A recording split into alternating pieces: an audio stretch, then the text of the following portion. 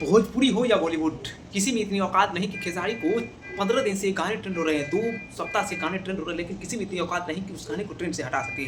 औकात तो आपके पावर स्टार पवन सिंह में भी नहीं है।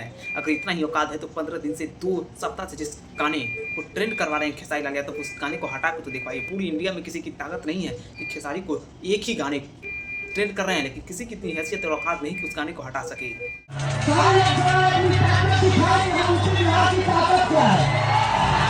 जानते हैं उस गाने का नाम क्या है? वो गाना आलतू फालतू है, ना ज़्यादा चर्चित है, ना ज़्यादा पॉपुलर और ज़्यादा हिट है, लेकिन फिर भी किसी की इंडिया में और किसी की इतनी हैसियत और औकात नहीं कि उस गाने को हटा सके सर। ना भोजपुरी में, ना बॉलीवुड में, इंडिया में किसी की भी नहीं, क्योंकि खेसारी ने जो कर दिया है सर, पूरी इंडिया में वही रेंगेगा और उसी पर सब रेंगेगा। किसी की हैसियत नहीं है कि उस गाने को ट्रेंड से हटा सके।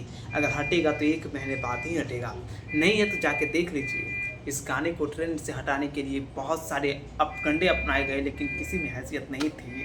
बाकी ट्रेंडिंग स्टार के बारे में आपकी क्या सोच है? कमेंट कीजिए।